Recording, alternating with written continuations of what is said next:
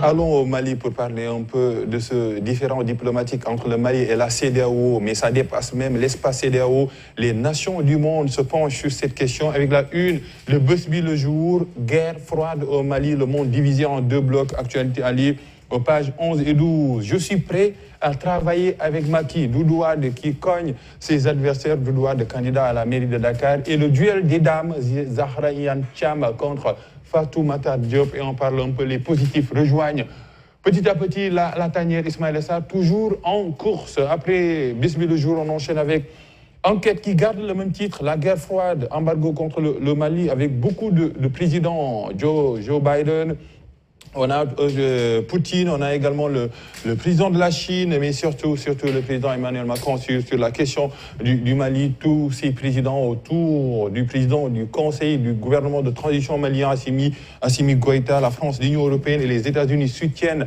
l'embargo. La Russie et la Chine sont contre et ont bloqué une résolution du Conseil de sécurité de l'ONU. La violence pointe son nez, campagne électorale des locales et Crédit Mutuel du Sénégal. Les salariés démontent toute grève. Après enquête, on enchaîne avec un autre quotidien qui parle toujours de l'actualité. Lié au Mali, Macron savoure la punition infligée à Goïta et compagnie, des sanctions inédites qui marquent la condamnation profonde des dérives de la junte militaire. Ici, décision honteuse, scélérate et répugnante d'Emba Moussa Dembélé fait le procès des présidents de la CEDEAO. Joussard attaque Barthé et compagnie. On parle un peu de la campagne électorale. Un autre candidat à la mairie de Dakar, c'est Doudou Wade, qui dévoile son programme pour le Dakar de demain. Et l'autre candidate avec un E, c'est la mairesse qui remet un peu son fauteuil en jeu. Pas à pas, nous marchons vers la victoire finale. Son nom, Soham El Wardini. Après Vox Pop, on enchaîne avec Témoin le quotidien. Le Témoin quotidien, un désastre économique pour le Sénégal. Fermeture de la frontière avec le Mali. On va voir un peu ce désastre économique avec un autre quotidien.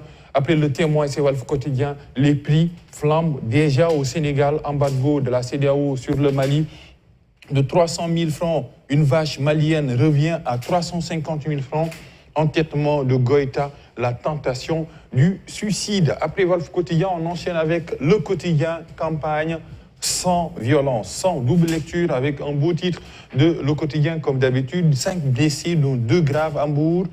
Abdoulaye Diouf Sarr appelle à signer la charte contre la violence. Le FMI débloque 117 milliards de francs CFA pour le Sénégal. 4e revue de l'ICPE.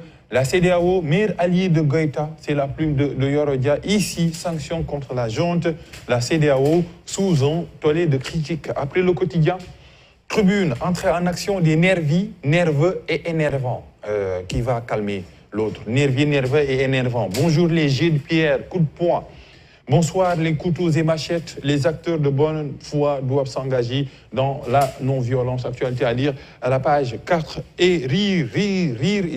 Les Sénégalais découvrent aussi la drôle de campagne. Après Tribune, les Échos. Aliou Cissé retrouve peu à peu son effectif. Amady Diédhiou, Bamba Thiam, Loum Ndiaye, Moustapha Nam, Alfred Gomis, Guéry, Edouard Mendy, Pape Sarr, Bamba Dieng, Salou Ciss et Nampalys Mendy, bientôt opérationnel. Après cette actualité, l'autre actualité, c'est Doudou Wade qui est mécontent du visage de la capitale sénégalaise. Dakar est devenu le rendez-vous des mendiants d'Afrique, selon le candidat à la mairie de Dakar, le candidat de la coalition Wallou-Sénégal. Après les Échos, Ligue quotidien, Soham El Wardini, elle veut tout simplement rester à la mairie de Dakar. Le projet de société Soham 2022 dévoilé. Oui, on parle de programme, c'est mieux que les violences. Tentative de sabotage des élections locales. Diossard, du siège de l'opposition et à l'assaut du conseil départemental.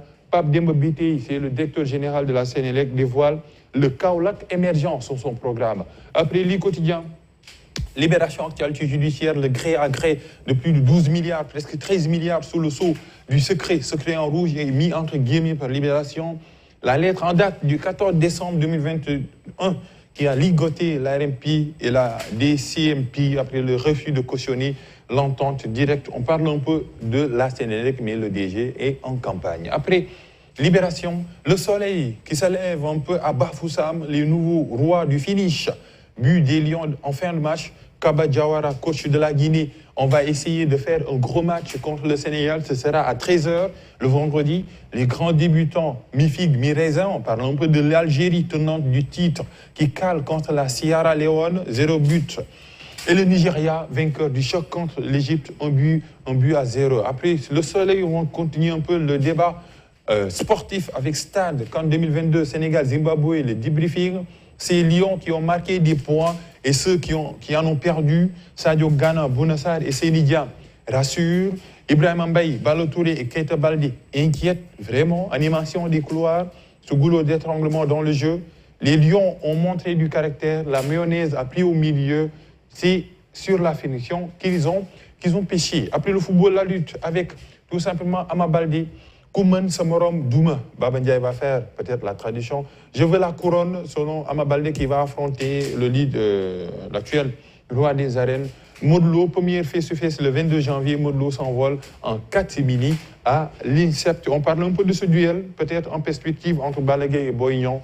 Gaston Meng persiste et signe, Bala Boignan se tiendra en 2022. On va finir avec le dessin d'Odia. Le dessin d'Odia toujours sur le rectangle vert, mais aujourd'hui les Lions se reposent sur le banc. C'est au tour des Lions politiciens d'occuper le terrain. On parle un peu des locales de 2022 avec tout simplement la violence qui s'invite à cette campagne. Très bien. Papa Alioune Sarr, au Mali, la société civile vont debout contre les sanctions de la CEDEAO. Oui, c'est un tir groupé contre les sanctions de la CEDEAO. Beaucoup de sanctions, et plus de sanctions même. La société civile dénonce les sanctions. On va continuer un peu avec cette information donnée par RFI. Associations religieuses, organisations de journalistes, de magistrats, d'enseignants.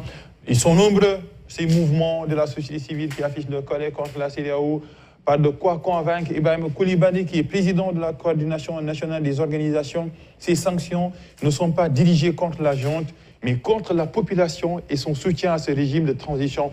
Selon lui, on continue un peu cette actualité liée au Mali. Encore 5 ans ou 4 ans, la CEDEAO juge que le délai proposé par des autorités de transition, ce délai-là est long, très long. Ces sanctions, pour nous, surtout au nord, c'est inhumain, impensable de la part de la CEDEAO, selon Baba Moula et la société civile, contre la CEDEAO et pour le Mali, Aïssata. Se désolidarise de la CEDEAO. Exactement. Ils se désolidarisent, oui. C'est pas facile à lire. Les frontières de Guinée qui restent ouvertes, oui, la Guinée ne ferme pas ses frontières avec le Mali. On continue un peu cette actualité donnée par Africa News.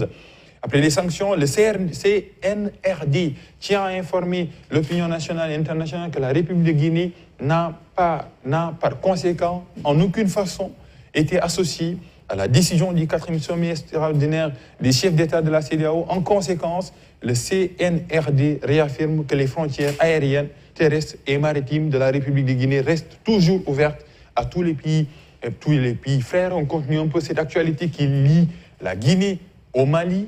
Il y a beaucoup de points en commun entre les deux. Les sanctions contre le Mali ont déjà commencé à se faire sentir. La compagnie aérienne Air France a par exemple annoncé ne pas pouvoir assurer la desserte de Bamako en raison de tensions géopolitiques régionales. L'embargo commercial pourrait mettre plus de temps à produire ses effets. Les Maliens sont tout de même inquiets quant au risque d'inflation ou de pénurie dont le pays a. Et puis au Burkina Faso, 8 militaires arrêtés pour tentative de coup d'État. Oui, bruit de botte. Il y a eu des militaires qui ont été arrêtés, soupçonnés de tentative de coup d'État. On continue un peu cette actualité liée au pays des hommes intègres. Sont le procureur militaire. C'est l'un des présumés membres du groupe qui a dénoncé les autres. C'est ainsi que depuis samedi dernier, 8 janvier, plusieurs militaires présumés membres de la bande ont été interpellés et interrogés. Parmi ces militaires, il y a le lieutenant-colonel Emmanuel Zungrana, chef du corps du 12e régiment d'infanterie commando. Il était le commandant du groupe des forces du secteur ouest dans la lutte contre le terrorisme. On parle un peu de ce soupçon de tentative de coup d'État au Burkina Faso mené par le terrorisme. Selon une source sécuritaire, des soupçons pesés contre un groupe de personnes, dont des militaires, depuis la marche du 27 novembre dernier, marche contre le gouvernement en place. Ces personnes auraient planifié une action de déstabilisation du pouvoir en profitant du chaos qu'aurait engendré la manifestation. Ça se passe au Burkina Faso. Merci beaucoup, Papa Alioune Sarr, pour la revue des titres.